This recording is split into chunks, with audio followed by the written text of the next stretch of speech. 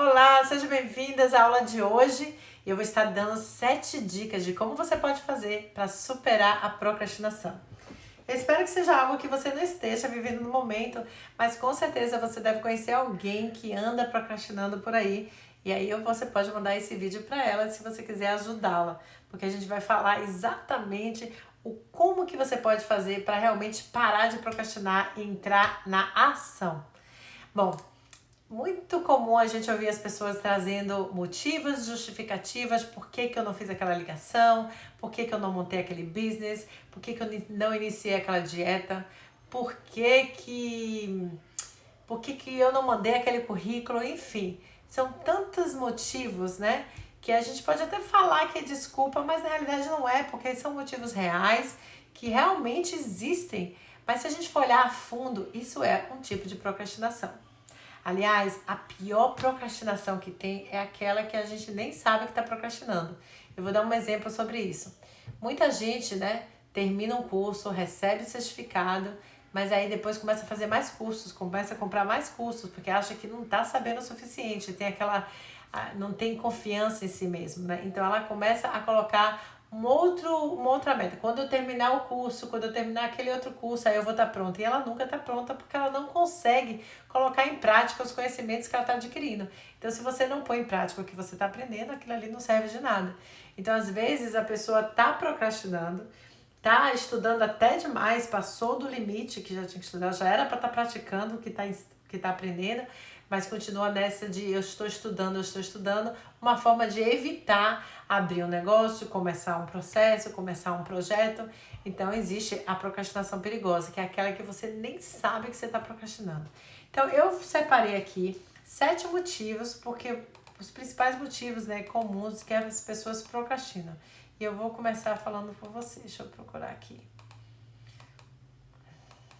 Bom, o primeiro deles, antes de já ser de cor, é o perfeccionismo, né? O perfeccionismo é aquela forma educada de você falar eu estou com medo.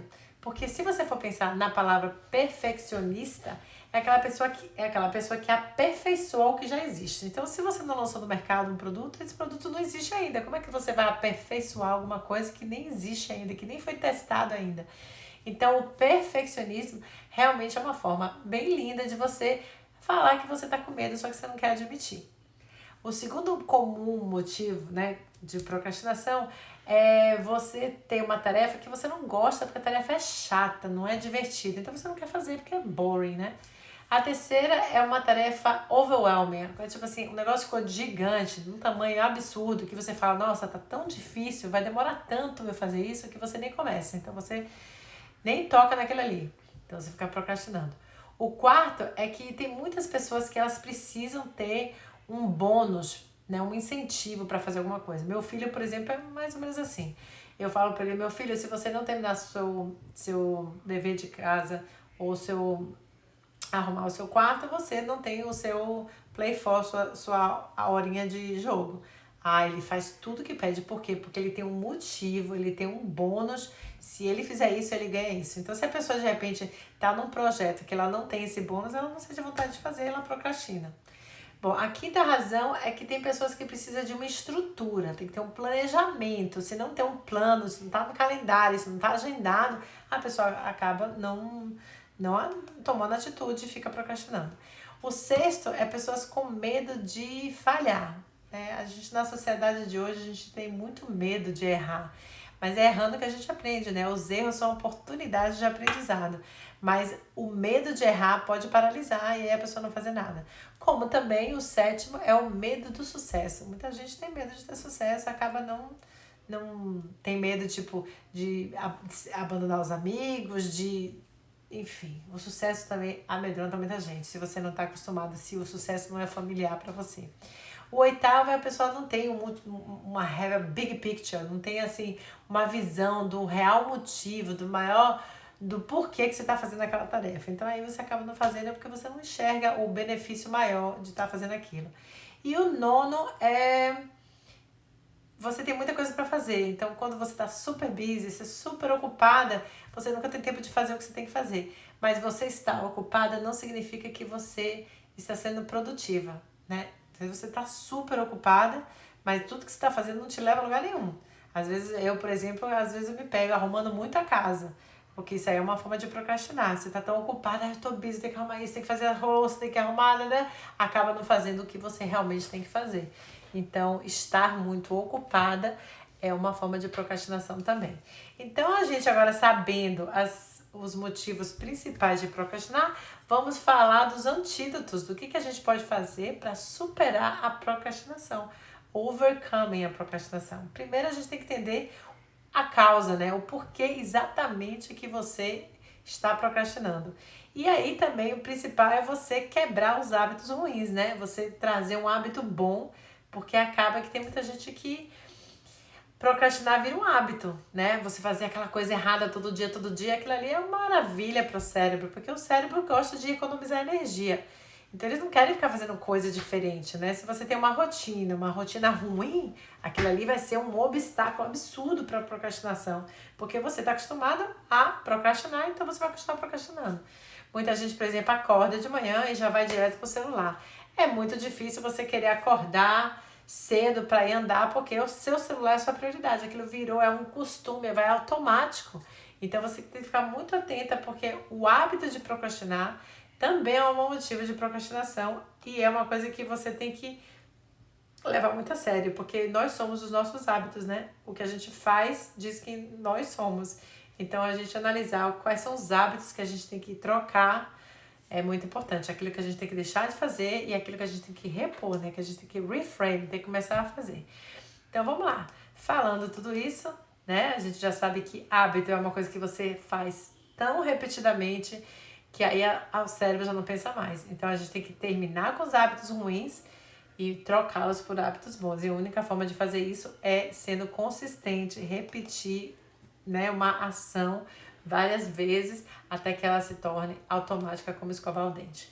Então vamos lá, eu separei agora, sabendo todos os motivos, foi criado aqui 7 antídotos, 7 dicas que você pode superar a procrastinação.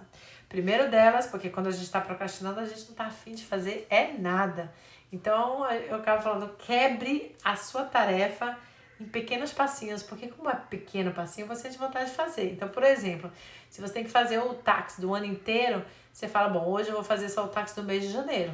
Amanhã eu vou fazer o táxi do mês de fevereiro. Como é algo pouquinho, você se anima, fala, rapidinho, vou lá e faço. Agora, se você achar que é uma coisa que vai demorar dias, semanas, você fala, não tô com tempo, não vou pegar.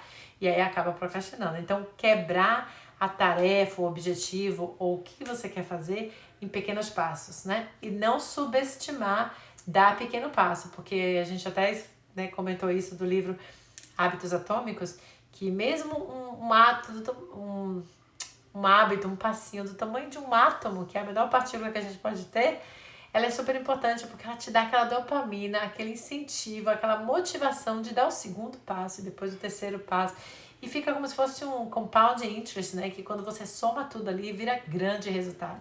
Então não subestime. Se você está paralisado, você não quer tocar naquele projeto, divide ele em pequeno pedacinho e fala, hoje eu vou fazer só esse pedaço aqui.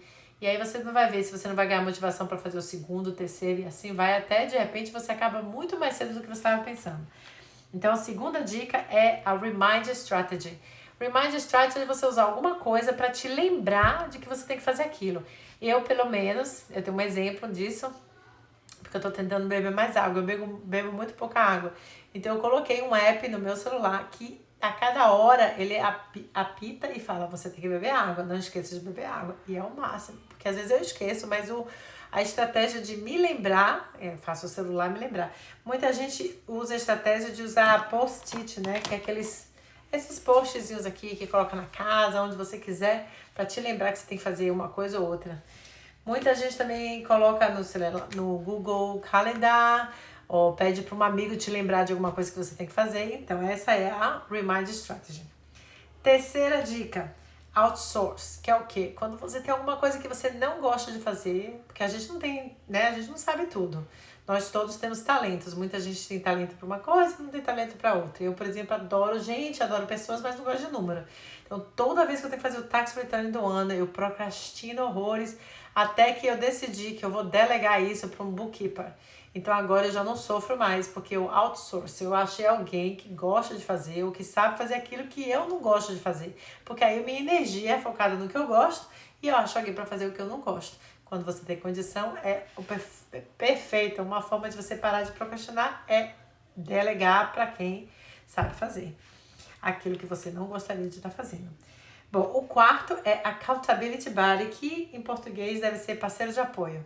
É você achar alguém que você se comprometa ou alguém que comprometa com você. Então, um outro exemplo que eu posso dar, quando eu comecei a andar cedo, tipo 6 da manhã, era muito desanimador eu acordar sozinha. Mas aí eu tinha uma amiga que também queria acordar às 6 da manhã. Então a gente se mandava mensagem na noite anterior, falando, você vai amanhã às 6 horas? Vou estar às 6 horas. Então a gente ia e uma até comentava com a outra, poxa, se você não tivesse aqui eu não tinha vindo. Ela falava, eu também, se você não tivesse aqui eu não tinha vindo. Porque ter alguém te esperando, ter alguém com compromisso com você, você se sente, você faz mais pelos outros do que pra você. Você não quer deixar a pessoa na mão. Talvez você estivesse sozinha, você ia se deixar na mão. Você vai dizer, não me importa, vou amanhã. Mas como você tem alguém lá que se comprometeu e com você, você vai acabar indo. As estatísticas mostram que você aumenta a probabilidade de cumprir um objetivo em 65% se você se compromete com alguém. Mas se você se compromete com um grupo, isso vai para 95%, que é justamente um dos grandes sucessos do nosso programa 20 Vencedora, é que a gente tem os dois. A gente tem o Accountability Buddy, que as pessoas escolhem, e temos o grupo todo fazendo os 6 pilares juntos, que são hábitos que a gente tenta inserir na nossa vida. E aí todo mundo tá fazendo, as pessoas ficam sem graça. Falam, poxa, se eu não fazer, as pessoas vão saber. Você se compromete com o grupo. Então aumenta em 95% a chance de todo mundo cumprir os 6 pilares. É impressionante. Então, né, fica aí a dica da Accountability Buddy. Eu vou dar um exemplo. Eu até esqueci, que eu me lembrei agora do Remind Strategy, uma coisa engraçada que eu falei, que eu comentei aqui, que eu ia falar pra vocês. O meu chefe, né, do coaching, ele fez uma técnica de Remind Strategy que é assim, ele pegava o dinheiro e colocava no celular, porque ele odiava ligar para cliente, mas ele sabia que o único jeito de ligar dinheiro é estar falando com os clientes. Então, quando ele via aquela nota de dinheiro no celular dele, ele ligava para os clientes. E foi um jeito, uma Remind Strategy que fez ele parar de procrastinar de ligar para os clientes. Só para lembrar isso, que eu achei tão interessante. Nunca esqueci dessa história.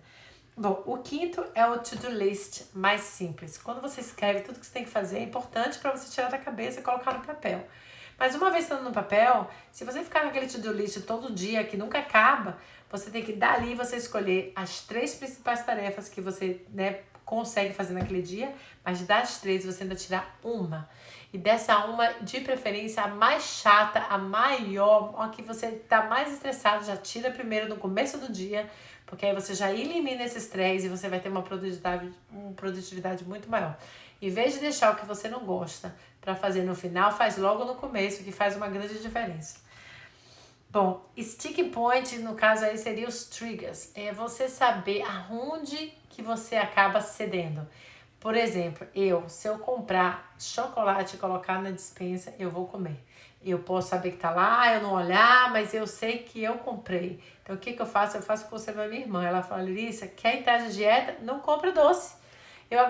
Salgadinho. Às vezes eu falava, vou comprar um salgadinho para as crianças, quando tiver amiguinho aqui, eu oferecer. É comprar, eles acabam. Então, eu parei de comprar.